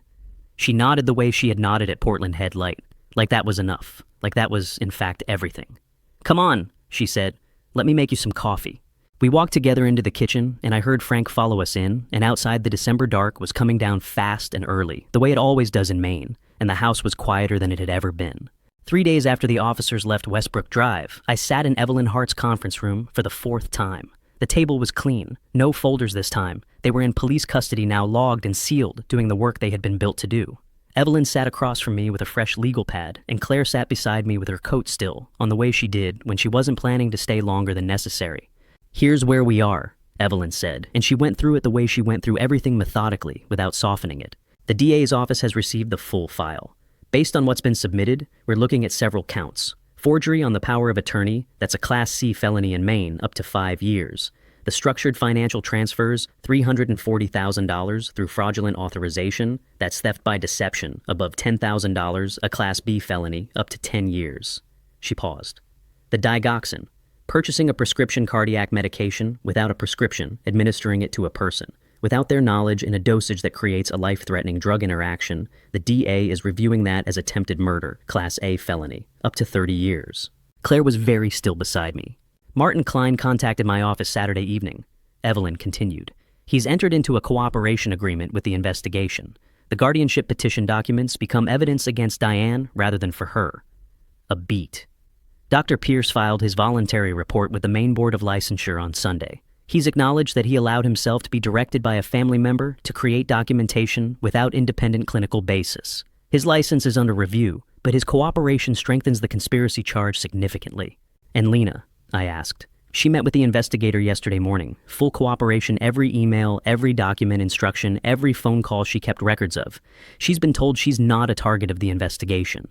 Evelyn looked up from the pad. She did the right thing eventually. Eventually? I said. It counts, Evelyn said simply. She closed the legal pad. For a moment, the room was quiet, the kind of quiet that follows the end of something large. Harold! Her voice shifted, still professional, but with the particular directness she reserved for things that mattered outside of strategy.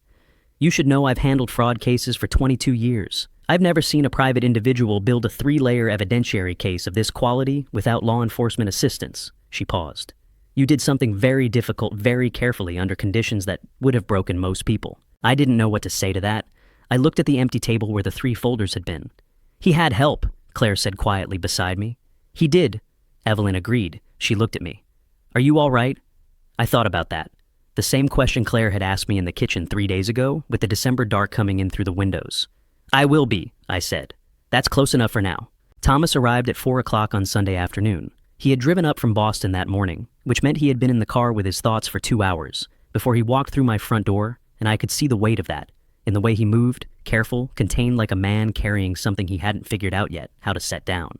He was 39, broader than I remembered from the last time I'd seen him in September, with the particular tiredness around the eyes that comes from not sleeping well for several days. He hugged me at the door, a real hug longer than our usual, and then stepped back and looked at me, the way you look at someone you've been worried about and are relieved to find standing. Claire had made beef stew, the recipe that had been our mother's and was now hers. The 3 of us sat around the kitchen table, the way we had sat around kitchen tables for 30 years. And for the first few minutes, we talked about the drive. The weather, the parking situation on Westbrook Drive in December. Then Thomas set down his spoon. How long did you know? He asked. Since October 8th, I said. He was quiet for a moment. 2 months. You knew for 2 months and you didn't. He stopped, picked up his spoon, put it down again. Why didn't you call me? Because I needed enough, I said. 1 piece wasn't enough. If I'd called you in October with a photograph and a checklist, what would you have done? A long pause. I don't know.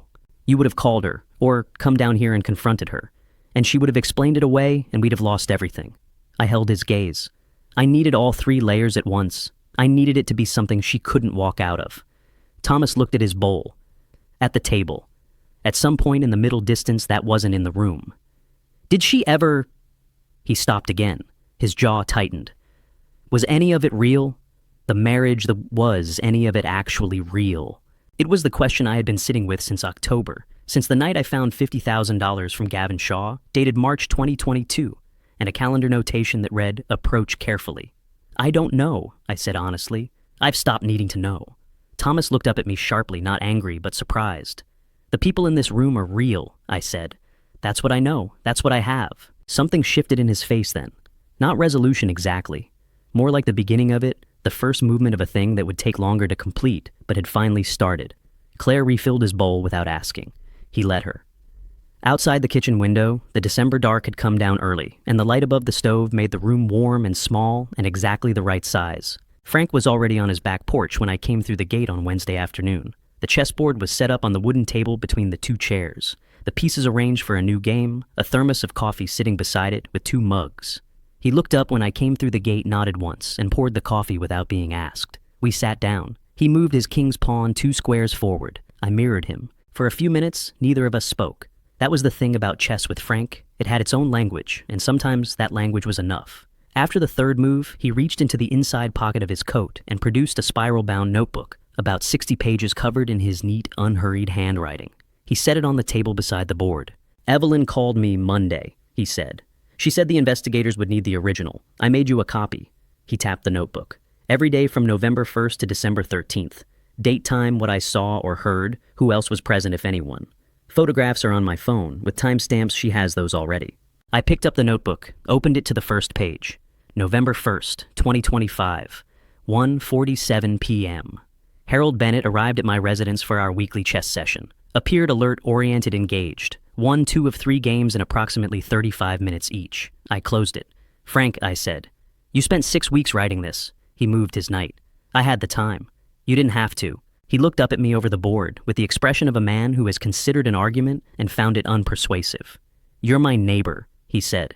You've been my neighbor for 11 years. I've watched you fix that fence 3 times because you insist on doing it right instead of fast. He picked up his coffee mug. A man who fixes a fence that carefully deserves someone who writes things down carefully. He took a sip.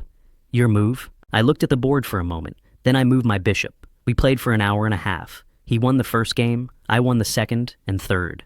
The December afternoon went gray and then dark around us, and at some point, Frank brought out a blanket from inside and draped it over the back of his chair without offering one to me, which was exactly the kind of thing Frank did. When I stood to leave, I tucked the notebook inside my jacket. Thank you, I said. He was already resetting the board for next week. Same time Thursday, he said without looking up. I walked back through the gate and across the frost-hardened yard and into my house, and I stood in the kitchen for a moment, holding Frank's notebook against my chest, and I thought about a man who had spent 6 weeks writing down the truth in neat handwriting, because his neighbor deserved to have the truth written down.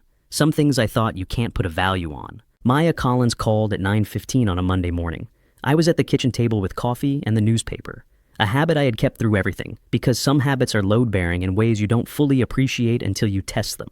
Her voice was the same as it always was, measured professional carrying information efficiently without decoration.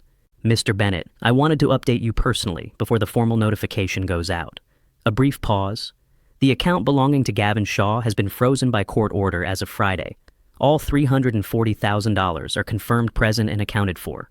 The DA's office has filed for a recovery order. The timeline for return to your account is approximately 6 to 8 weeks, pending final court approval. I set the newspaper down. That's good news. There's more, she said. The investigation into Mr. Shaw's account turned up something the DA's office thought you should know. Another pause, the kind that precedes information that changes the shape of things. Investigators found a folder of documents in Diane Bennett's home office apparently prepared, but never filed. The documents appear to be a fraud complaint naming Gavin Shaw as having embezzled funds from the Bennett household. She let that land for a moment. Mr. Shaw, it appears, had no knowledge of the plan regarding the medication or the staircase. According to the investigators, Diane had told Shaw that Harold was experiencing serious cognitive decline and that the transfers were a legally structured form of asset protection, moving funds out of Harold's reach before he made decisions that could damage the family's finances. Shaw had believed he was helping facilitate a legitimate arrangement between a worried wife and a vulnerable husband. He had not asked enough questions. That the DA's office noted was its own kind of problem, but it was a different problem from the one Diane was facing. He believed he was participating in a legitimate asset transfer. The documents suggest that once the transfer was complete and Harold Bennett was no longer in the picture, Diane Bennett intended to report Gavin Shaw to authorities, effectively using the investigation of him to explain away the missing funds and distance herself from the entire arrangement. I sat with that for a long moment. Outside the kitchen window, the December sky was the particular flat white of a day that can't decide between snow and cloud. She was going to have him arrested, I said. That's what the evidence suggests, Maya said carefully. He was the last piece she intended to remove. I called Evelyn immediately after. She listened to the summary without interrupting, and when I finished, she was quiet for 3 full seconds. She built a machine, Evelyn said finally, designed to eliminate every person who knew too much, including the person she built it with. A pause. Harold, in 22 years, I have never seen a case where the architect of a conspiracy was also the final target of it. Is Gavin Shaw being charged? That depends on what he knew and when he knew it. Right now he's cooperating fully. She paused. He's also apparently quite shaken. I imagined he was. I looked out at the flat white sky, and I thought about a man in a dark jacket in the Portland Harbor Hotel lobby, confident and unremarkable, who had believed himself to be a partner in something, and had been all along an instrument in a plan he didn't know the full shape of. Nobody in that machine was safe, I thought. Not even the people running it. Claire put the tree up on the morning of the 24th. It was a small one, 3 feet tall, from the lot on Forest Avenue, slightly lopsided on the left side, in a way she claimed was character, and I suspected was just the tree she could carry by herself. She set it on the side table in the living room and strung it with the old lights from the box in the basement, the ones with the slightly yellowed wire that I had been meaning to replace for 6 years. Thomas arrived at noon with a bottle of Merlot and the expression of a man who had made a decision somewhere on the drive up from Boston and was carrying it lightly now, the way you carry something once you've finally figured out where to put it down. Frank came at 5:30, stomping snow off his boots at the front door, a container of cookies his neighbor had apparently made and he had apparently claimed as his own contribution. I helped, he said when Claire raised an eyebrow. By eating half of them. Thomas asked. By not eating all of them, Frank said. That's a significant contribution. We ate around the kitchen table, Claire's beef stew again, because Thomas had asked for it specifically, which made Claire roll her eyes and make it anyway. Frank opened the Merlot. Thomas found wine glasses in the cabinet above the refrigerator, the ones Diane had bought for dinner parties, and for a moment he held them and looked at them, and then set them on the counter without saying anything, and Claire took them from him and filled them, and nobody said anything about any of it. After dinner, Frank told the story about his brother's dog and the Thanksgiving turkey, a story I had heard at least a dozen times, a story Thomas had heard 4 times, at minimum, a story Claire could recite from memory. It was the story Frank told when he wanted a room to laugh, and it worked every time, because he told it with the absolute conviction of a man who still found it funny after 20 years. Thomas started laughing before the punchline. He tried not to. He pressed his mouth together and looked at the ceiling and lost the battle completely when Frank got to the part about the neighbor's fence. Claire covered her face with her hand. I laughed the way you laugh when you haven't laughed in a while, and your body has to remember how. Afterward, when the dishes were done, and the wine was mostly gone, and Frank had fallen into a comfortable near silence in the armchair by the window, I sat at the kitchen table with my coffee, and I looked at the 3 of them, Thomas leaning back in his chair, Claire turning her wine glass slowly in her hands, Frank watching the small, lopsided tree blink in the corner, and I thought about a woman who had spent 3 years building a plan to take this from me. This table. These people, this particular quality of silence that means everyone in the room is comfortable enough not to need to fill it. She had come so close. Merry Christmas, Harold, Frank said from the armchair without opening his eyes. Merry Christmas, Frank, I said. Vince unlocked the side door of Leary Leather at 8 o'clock on the morning of December 26th. The street was empty in the way. Streets are empty on the day after Christmas. A particular kind of quiet, like the city is taking a breath before the new year arrives to complicate things again. The harbor was flat and gray beyond the end of Exchange Street, and the cold was the clean, uncomplicated cold of late December, the kind that asks nothing of you except to acknowledge it. He was standing at the workbench when I came in, but he wasn't working. The bench was clear. He was just standing there with his arms at his sides, and on the bench in front of him sat the burgundy leather bag inside a clear plastic evidence sleeve, sealed with a label I could read from across the room. Evidence CR-2025-1847. Portland, PD. We looked at each other for a moment. Evelyn said they'd collect it this morning. Vince said, I know. I crossed the room and stood beside him looking at the bag. I wanted to be here first. We stood in silence for a moment, the 2 of us in the bag between us and the smell of leather and old wood that had been the smell of this room for 26 years. I almost didn't call you, Vince said quietly. When I found it, I almost just put it back, told myself it was none of my business. I looked at him. What made you call? He was quiet for a long moment. I kept thinking about what it would look like if I didn't. If I put it back and you... He stopped. I kept thinking about it. He picked up his coffee mug from the corner of the bench, turned it in his hands. I'm not a brave man, Harold. I'm just a man who couldn't not make that call once I knew what I was looking at. That's what brave is, I said. He looked at me sideways, skeptical the way he looked at structural claims he wasn't fully convinced by. I mean it, I said. You did the right thing. Everything else that happened, it started with that call. Vince set the coffee down. He picked up a clipboard from beside the bench and handed it to me, the receipt for evidence transfer, my name at the top, a line for my signature at the bottom. I signed it and handed it back. We stood there a moment longer. You doing all right? He asked. Better than I was, I said. Getting there. He nodded. That was enough for him. I walked back out through the side door into the December cold, and I stood on the pavement and looked through the front window of the shop at the burgundy bag in its clear evidence sleeve, sitting on the workbench under the lamp.